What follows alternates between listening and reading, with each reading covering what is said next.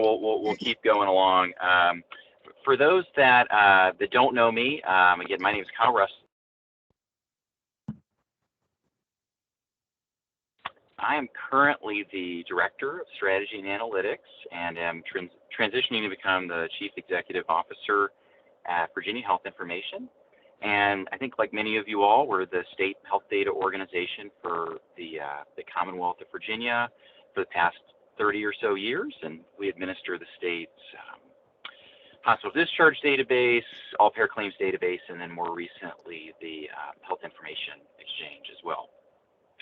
And I would say for me personally, I very much started my career as a health data quality minimalist, in that I was very much go, let's worry about quality later. Like, this is not a top priority, and I've learned my lesson many times that it is a very big deal and can really make or break what you're trying to do. So I very much have been converted quickly to the real importance of this work. And joining me today to talk about sort of healthcare data quality in the real world, we have three amazing panelists. The first of which is Janice Bourgault, who is On Point Health's Data Senior Director of Process and Product Development. Janice oversees the development of On Point's products, from APCD processing systems to data enhancements to BI reporting solutions that support APCDs around the country. She has more than 30 years experience in healthcare data and is over 10 working specifically with APCDs, and she has a very deep subject matter expertise in the implementation of APCDs, national billing standards, and how they have evolved and impact APCDs. She's a certified professional biller and certified professional coder, with her background coming in physician billing and EMR deployment, and she joins us today from her home in Maine. Our next panelist is Robin Strong, who is the Assistant Branch Chief of Enterprise Data Operations for California's Office of Statewide Health Planning and Development, or what you probably more likely know as OSHPD for short. The Enterprise Data Operations Branch will house the Future Healthcare Payments Database, California's APCD. She has over 20 years of experience at OSHPD, primarily in collection of patient-level data, including inpatient discharge, emergency department, and ambulatory surgery.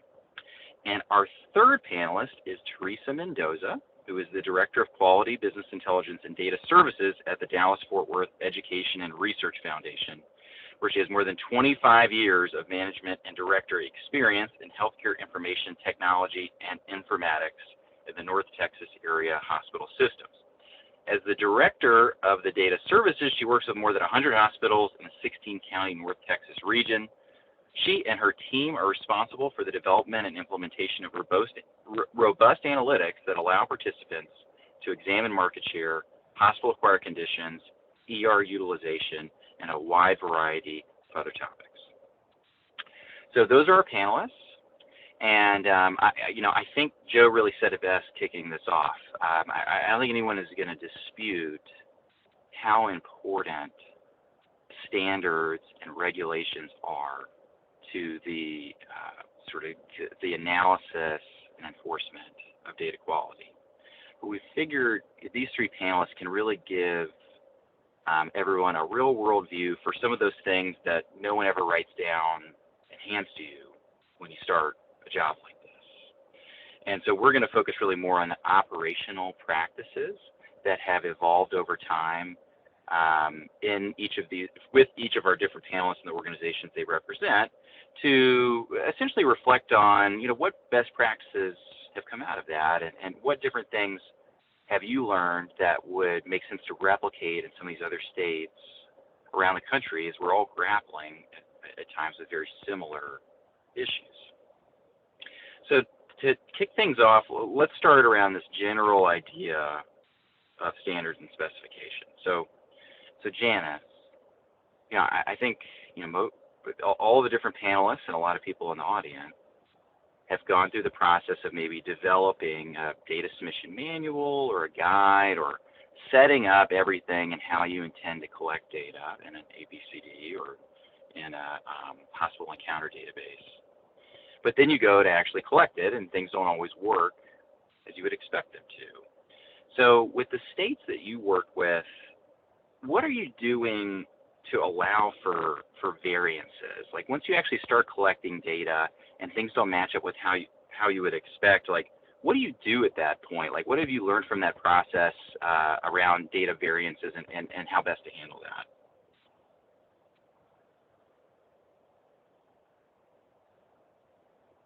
Unmute. You're still muted, Janice.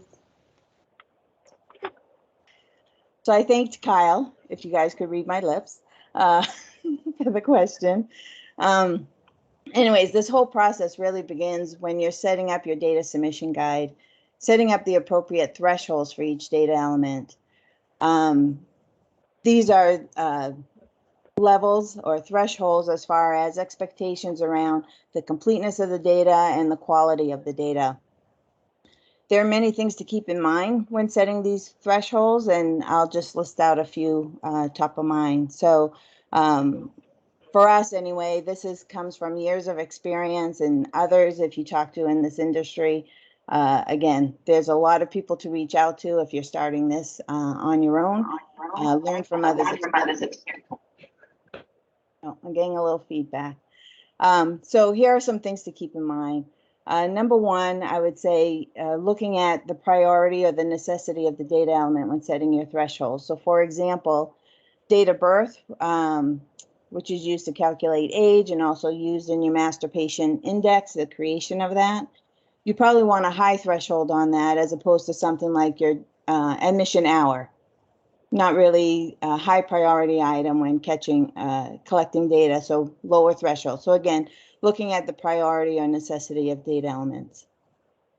The frequency of data elements being reported. So an example of this would be your principal diag. You would expect a high level of reporting for that one, as opposed to like your 24th diagnosis, which, you know, an individual would need to have 24 other diags to be reporting that one. So looking again at that frequency will also help set appropriate thresholds. Looking at denominators. So this is the basis of how you'll be evaluating the completeness of data. So for example, admission date on inpatient records as opposed to being required on outpatient records. And also just understanding of the data, knowing your data. So if you look through some of these billing manuals, for example, the UB04, the ICD procedure code says it's required on inpatient claims. But knowing your data in that, you wouldn't expect an ICD procedure code on a nursing home inpatient claim, for example. So again, knowing your data, all of this will help set those thresholds, which is, you know, the first step, I think, in making sure your data is complete and complete with quality data. Great, thanks, Janice. So, and what do the other panelists think about that, both in terms of how you handle variances, and then one extra wrinkle I would throw in there too that we run into a lot is how do you handle threshold creep? Meaning you set the standard at 90, someone comes in at 89, you say that's close enough, then someone comes in at 88, 87, 86, it can be tough, right? So I'm just curious, you know, to Robin and Theresa, how are you handling thresholds, and how do you handle issues like that?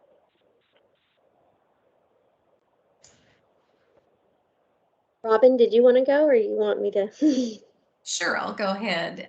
So with the state of California and our discharge data, we have established thresholds, even through our regulation, that allow a certain amount of errors to be included in the data, and that's the acceptable level of our error tolerance.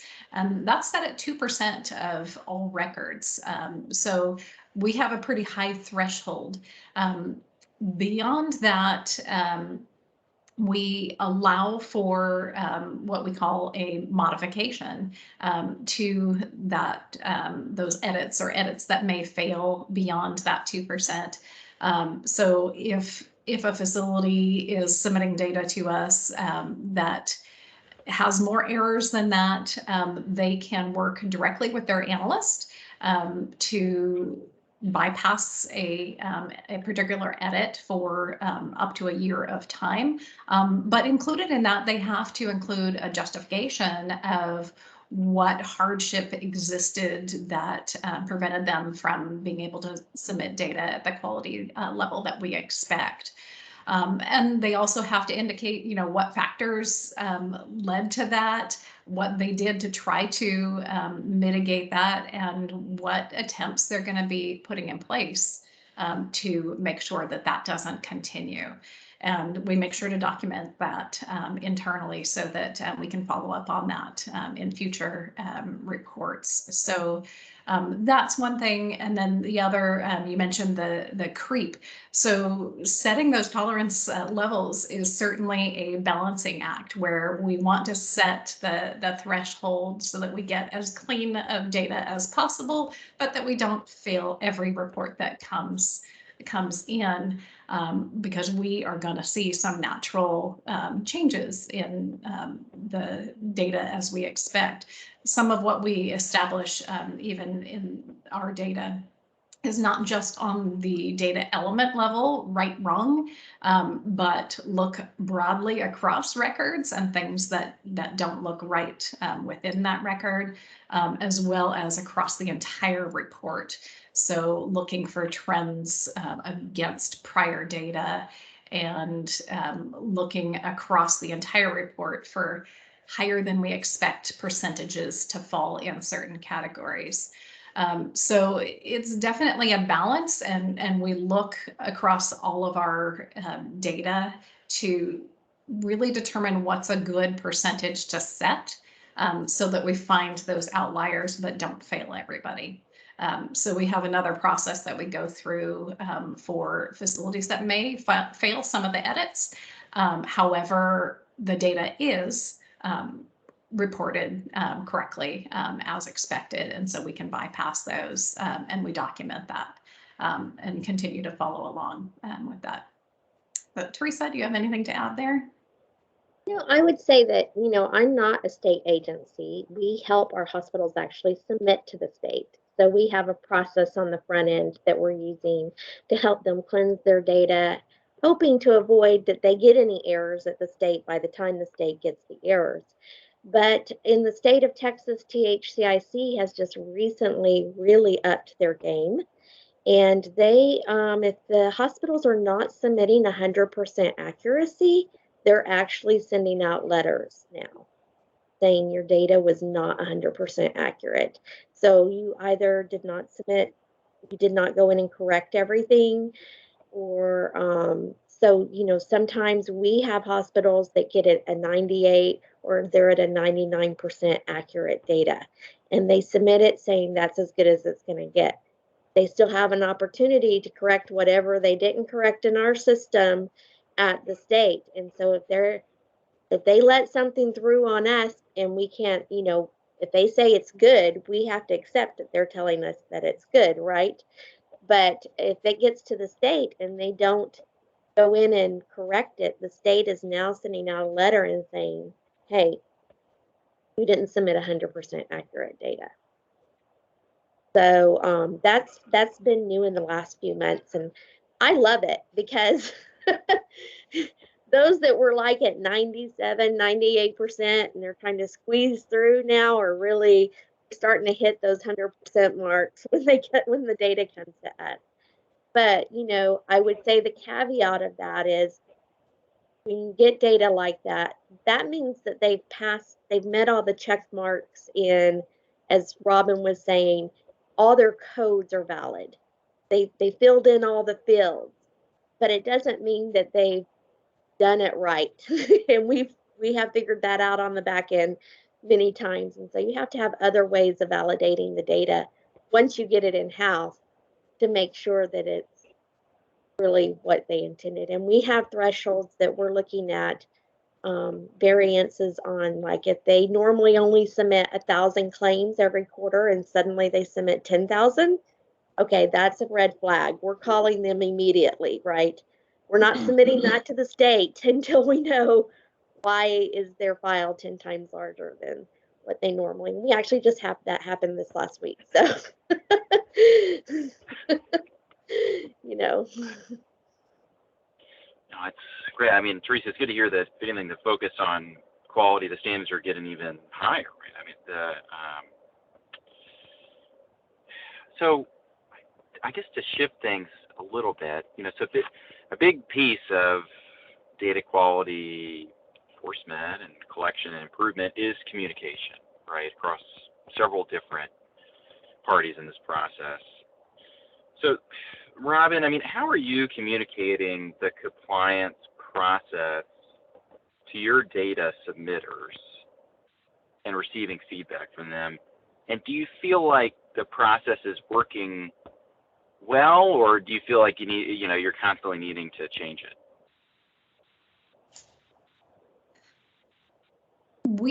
So as I mentioned, our error tolerance level is set forth right out there in regulation. So that's out and had an open public process as that was reviewed and became part of our law. So that is kind of the beginning that kind of sets the stage. But from that, we have decades of experience, and we have really evolved with our edits that we've put in place, and it's really part of continuous improvement that we revisit those and look at how we can refine things as time goes by and as data changes and as technology changes as well.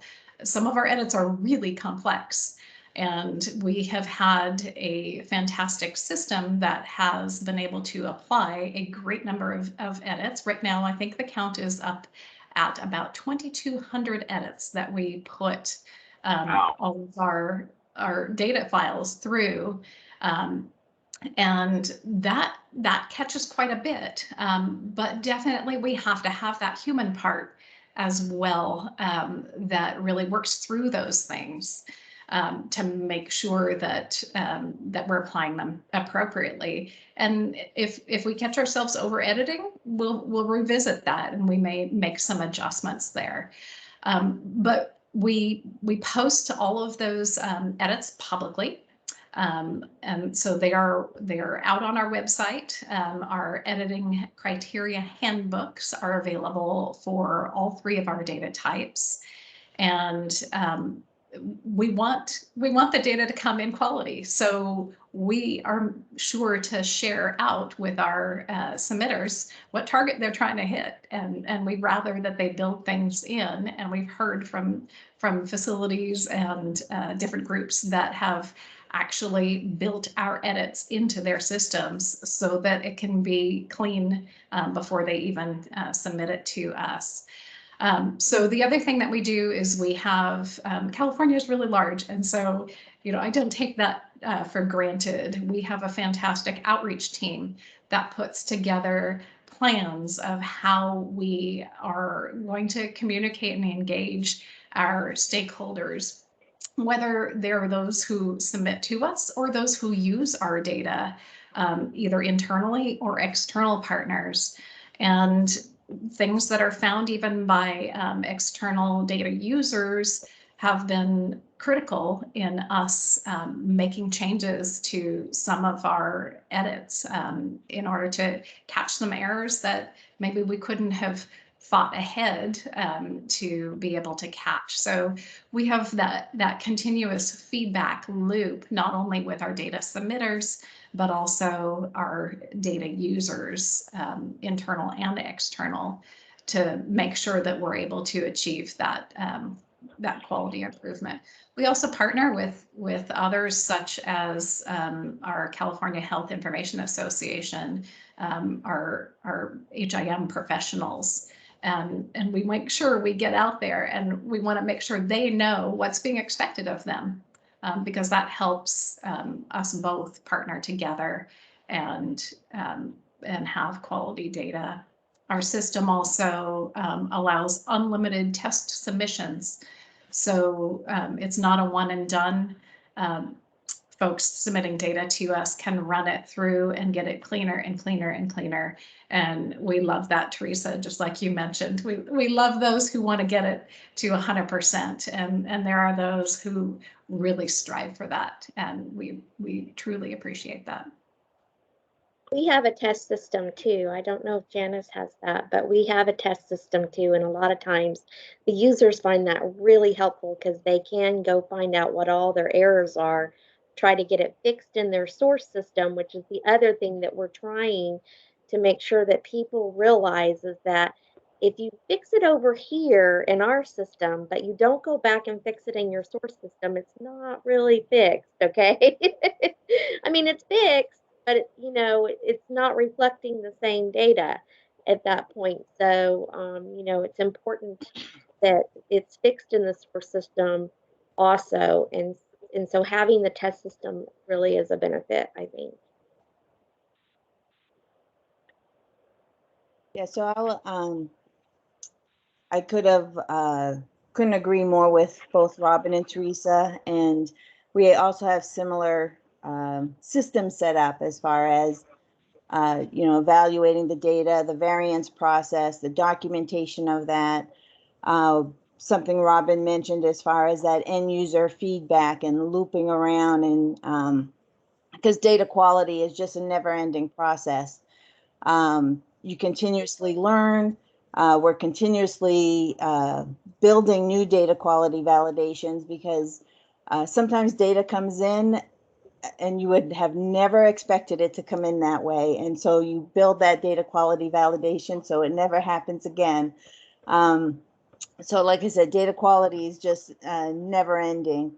I guess a few things I would add just from APCD perspective, because we're gathering data from a number of payers who the source of some of that data is actually from providers. So we're almost getting it, you know, third hand as far as some of these data elements. And because it has to do with billing data and claim adjudication processes, there are times when payers really only store the data that's needed for claim adjudication. And so some of the data elements may not be available for reporting to the APCD. So from that perspective, we also have to take that into account. We also, again, cross payers, collecting data specific to Medicare, Medicaid, and needing to build validations specific to those payers, as you know, they are different than your commercial payers, for example. So, you know, with all that into account, I think that whole variance process, very important. The documentation is very important, keeping track of that, putting a time limit on those variances so that you're continuously reviewing them and not just, you know, allowing these to go on for years. There is an expectation that, yes, the variance is allowed currently, but we're putting a time limit on it and hoping you will be able to improve the reporting of those data elements. And I would add, you know, like Robin had said, you know, having your feedback groups, which we do. We have a data submitters group that is not shy in offering their feedback on things at all. But we also have our data users that use the data who are really good at sometimes finding things that we've never even thought about having a validation for.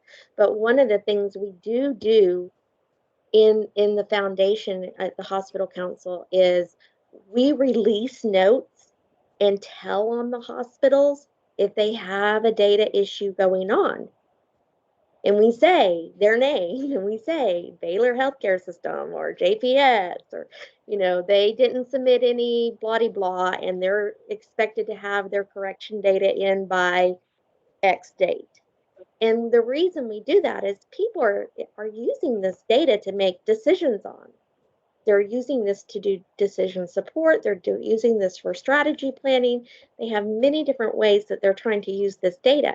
And they need to know if there's a problem with the data. But it's also a little bit of pressure out there from the other health systems on, hey, when are you going to get your data fixed and get it in? You know, but we do updates on the 15th of every month because they're submitting monthly. So they don't have to wait a long time to get the data corrected. if they do have a correction to do.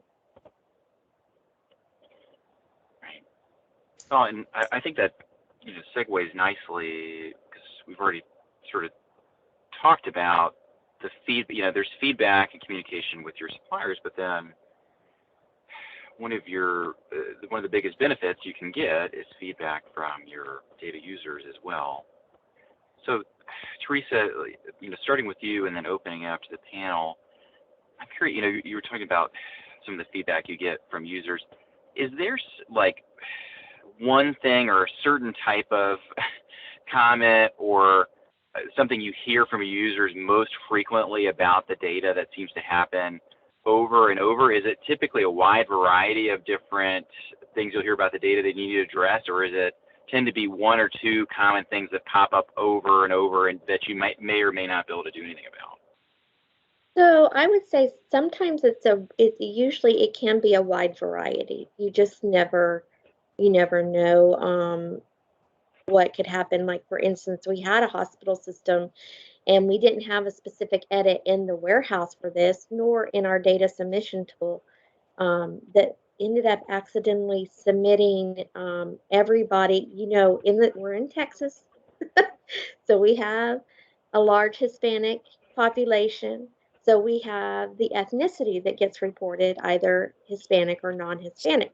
Well, they had reported non-Hispanic on every single patient for a whole quarter. Okay, that was a little far-fetched. We did not have the edit in the warehouse to look for something like that at that time. And so that was caught by someone else using the data, like, hey, these people have no Hispanic population. Okay, that can't be correct. Those are the types of things we learn from our users. But I would say a common one that we struggled with over the years is the hospital gets an update to their system, they change vendors, whatever happens, that always creates havoc. But it always seems to relate to the payers and their payer mappings. And they never get the payer mappings exactly the same as they did originally. And then their payer mappings are off. I think I've talked about this before. It's a struggle, and looking to say, okay, why all of a sudden do they have no Medicare and everybody is showing up in self-pay,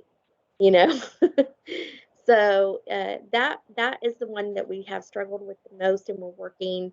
I think California was the one that shared some of their edits with us, and we have something on now that we just implemented in the last year and a half called Validator.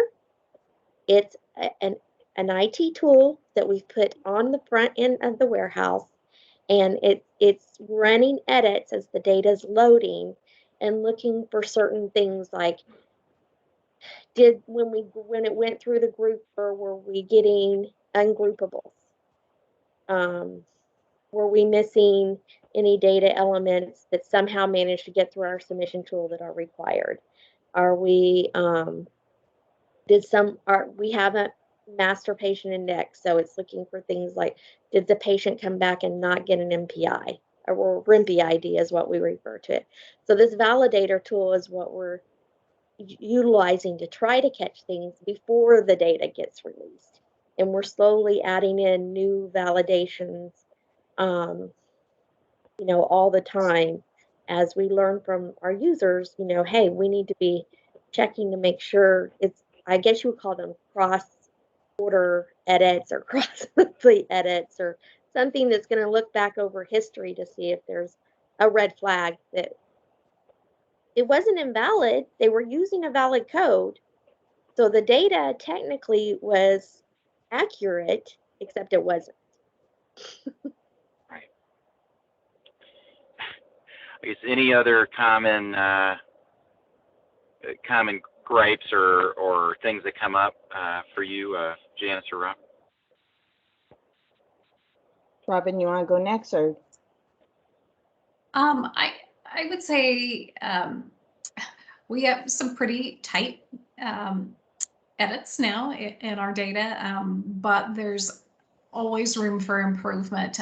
Some of the more recent conversations that have been more of a challenge on our emergency department and ambulatory surgery data are around potential duplicate records that have come in, where it's certainly possible for the same patient to show up multiple times in an emergency department. And so it may be possible for them to have multiple records.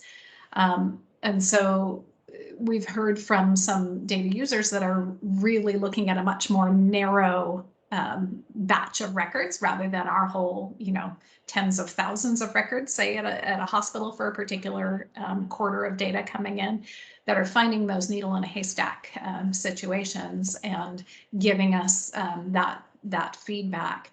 And so in our inpatient data, it's a lot easier to find because we can see with source of admission and patient disposition where the patient is coming from and going to,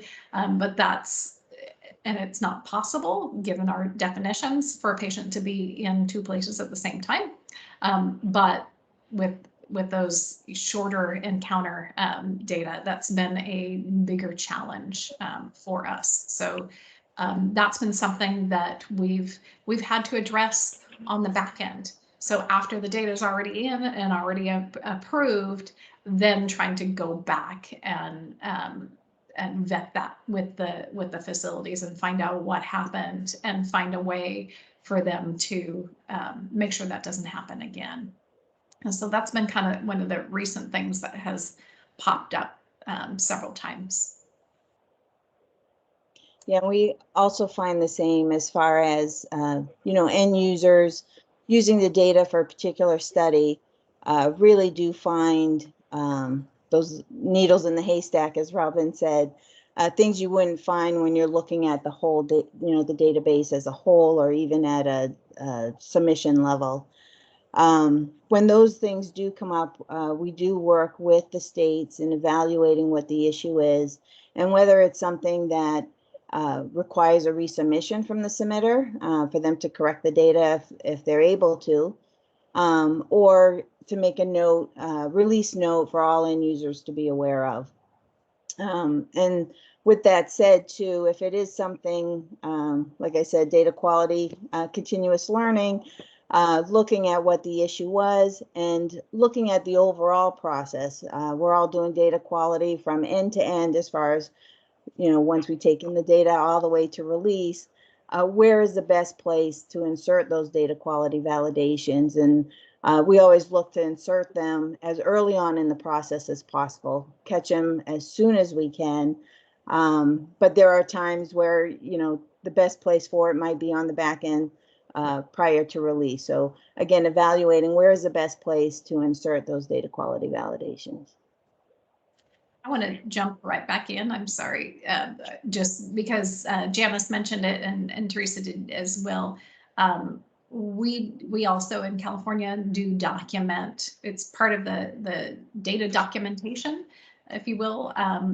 Any modifications to data requirements, or even for those ones where the ship has sailed, the data was already approved, and then we find out something later and it can't be fixed retroactively.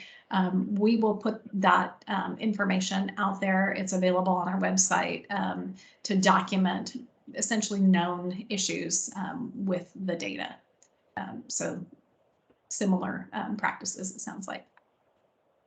Yeah, I know THCIC has that too with the state of Texas. Thankfully, not being the state, I can take a correction at any time because I don't wait for them to approve it. So I think that that's a great benefit. And there's been times that, our data is more accurate than the state because the state's already closed the door, the hospital already certified their data. They won't allow them to go back and make that correction anymore, but we'll still make it in our data warehouse. And, that's the benefit that we're able to provide.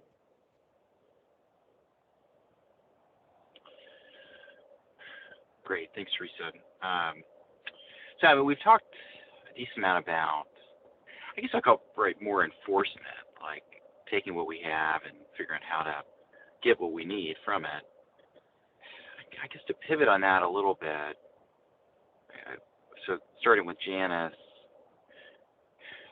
So Janice, I mean, how do you know when it's not an enforcement issue, but you need to go back and actually change your collection standards? I mean, how do you get feedback on that?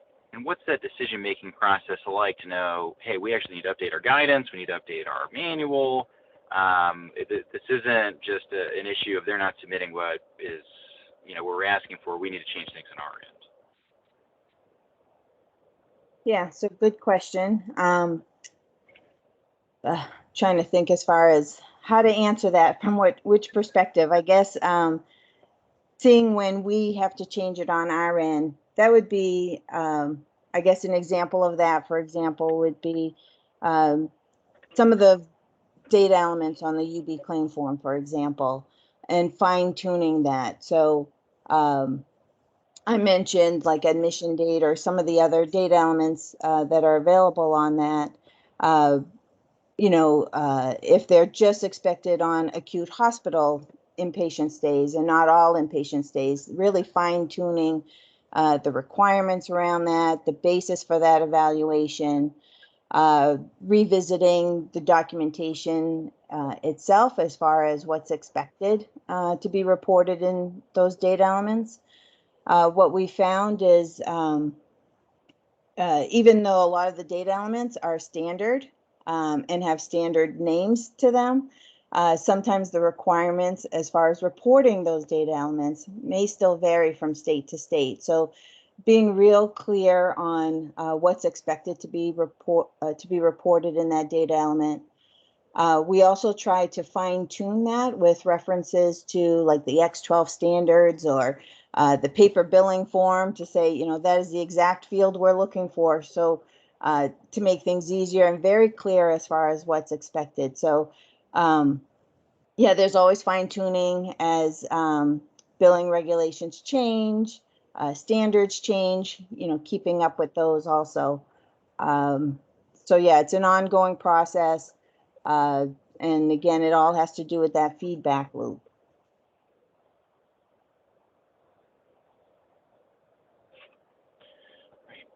Rob and Theresa, any thoughts on when you need to make changes to how you're collecting and how do you get the information you need to make that decision? Sure, I have a couple things I can add to that. So as Janice mentioned, really watching those and monitoring those national standards. Sometimes we have the need to go the next step, and they may not be clear enough to be eliciting the data that we need. And so we'll hear from our data submitters, what does this mean? And sometimes we can't answer exactly the scenario they're presenting. So we've been often knocking at the door of NUBC, National Uniform Billing Committee, to get some guidance on what some of the codes that they handle mean. Some of those answers have in turn been adopted through their FAQs. So that way the guidance is out there for everybody to use. Very recently, just in 2020, we knocked at their door really early in the pandemic as we realized that some of the sources of admission and patient dispositions to some of the alternate care sites, the disaster or declared sites, were not really anything that we could figure out what bucket to put them in. And so coming out of that process, we got some FAQs on how to handle one end of that, which was the patient disposition, and a whole new source of admission, point of origin, was created as a result of those inquiries and kind of the situation we were in. So that's something too that I encourage other groups. If you're having consternation with some of the standards that are out there, to engage and get involved with those standard setting organizations to either get clarity or see if you can work through some changes, because that way the changes will be applied to that standard and we won't have as much getting out of sync with the way other states are doing things and other data collectors if it's applied to the standard. So same thing when the 837 goes out to comment, review those. We all have a lot on our plates, but sometimes taking that time to engage and in the process can pay dividends in the end as the standards are made better and made more usable for us all. I don't think I have much to add to that. They covered it pretty good, but I think, it's just staying on top of those standards and making sure you understand when those, with the hospitals, sometimes they have to really, I don't know about others hospitals, but in the DFW area, they have to really get in early with their vendors to get these changes implemented. And so it's like trying to be ahead of the curve to make sure the hospital understands if there is going to be a change, making sure they have plenty of time to make that change and do that implementation, because not everyone has it built in where they don't have to pay to get the change to meet state standards or national standards. And so they have to budget, they have to put it in the queue, they have to prioritize it, everything else they have going on. And so, that would be the only thing I add, is making sure that you are giving the hospitals plenty of time to make sure they can implement that change.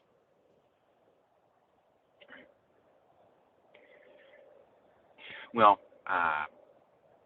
thank you all for, clearly your expertise and data quality goes without saying, not even just data quality, just sort of data collection and data more broadly. Joe, I think I've gotten to ask everything that I wanted to ask. So I think at this point we can probably open up if there are questions in the audience, if we're able to unmute, or I don't know if there are any questions in the chat. Unfortunately, in the setting I'm in, I'm unable to look at the chat to read them if any have come through, but I think at this point, why don't we open up and see if anyone has any thoughts? Sure. Well, Kenley has already offered a thought. I don't know, Kenley, if you want to, it's always interesting, I think, when you frame your own question. So I'm happy to read it, Kenley, but I know that you're not shy, so I'll let you do it yourself. Hi, everybody. I'm happy to ask my question. In our experience, a large challenge for us all is, how do you know what you don't know? And so would each of the panelists here provide your favorite best practice that you use to mine the data, to notice odd patterns, discrepancies, to spot issues that you were not looking for specifically? How do you know what you don't know?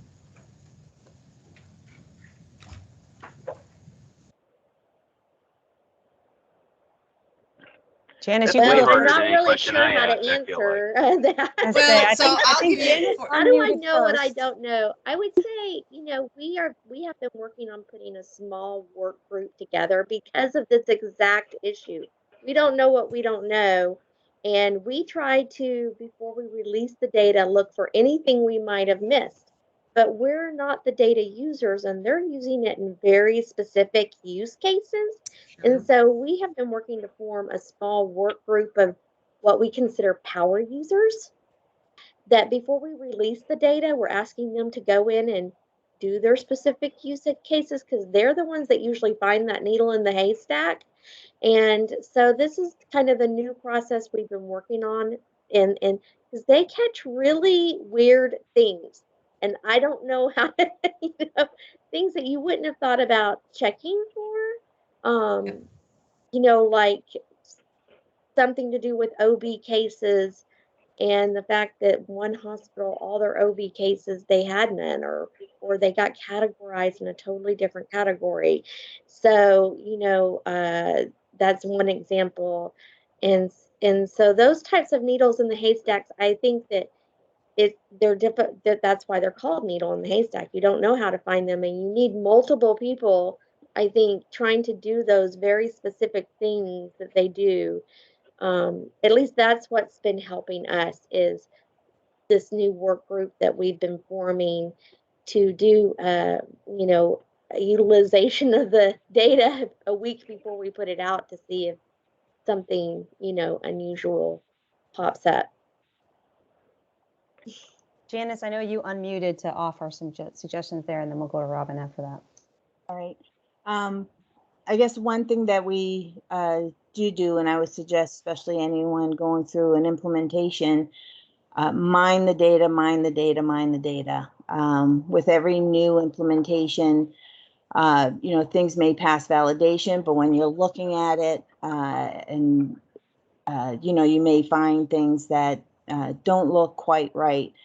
In addition to that, you know, Kenley, you don't know what you don't know. And so when you do find out, put in those data quality validations so they don't happen again, I guess would be the best advice.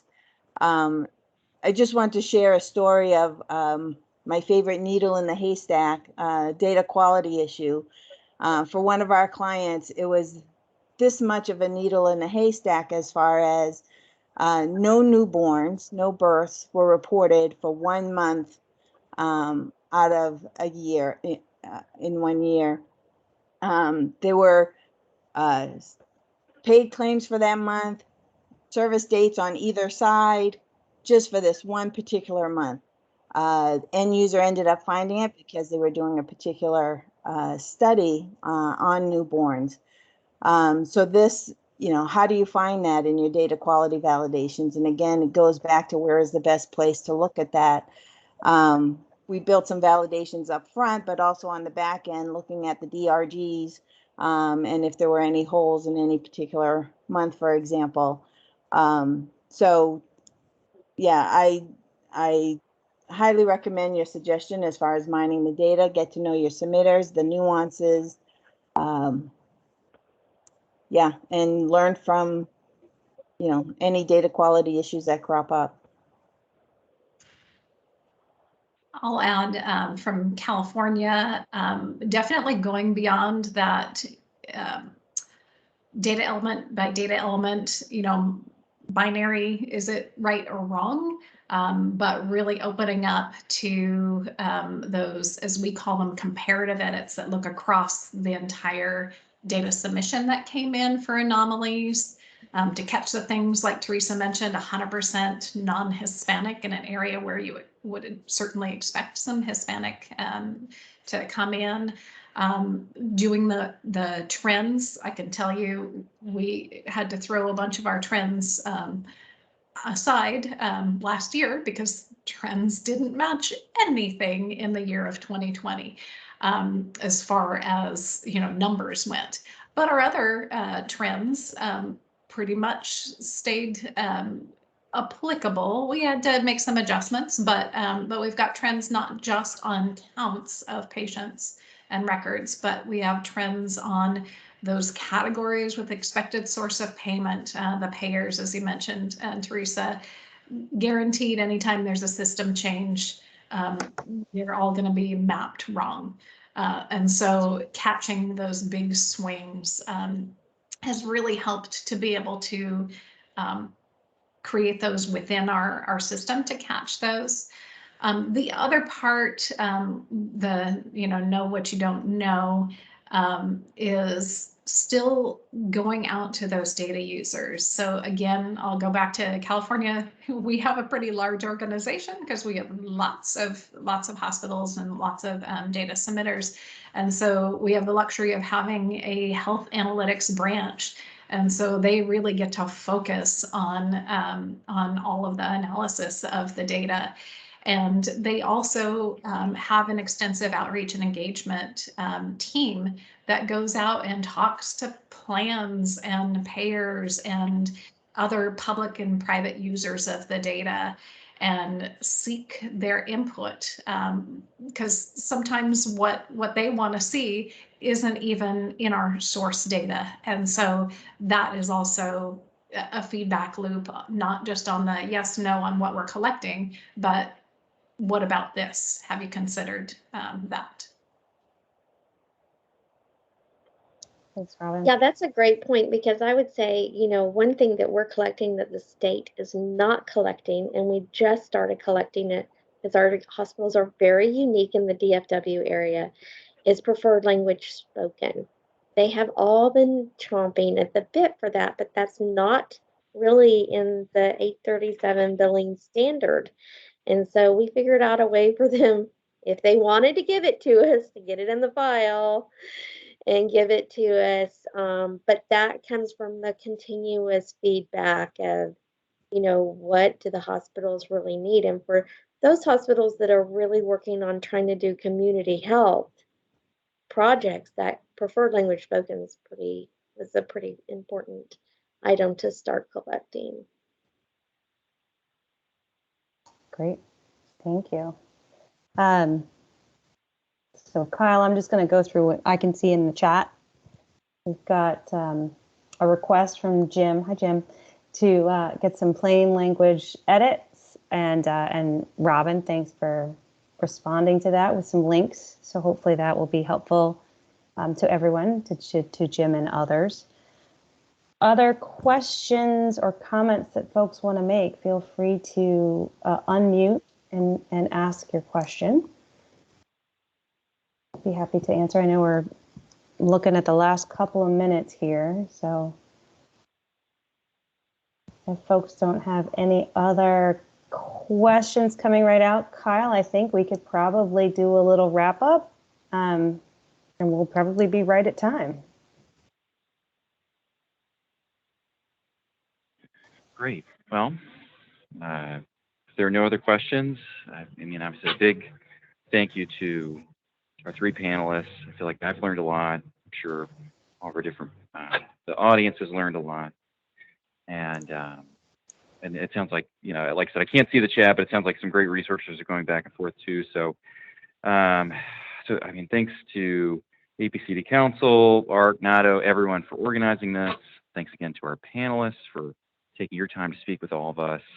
Joe, thanks for your great introduction and for setting up everything with the questions.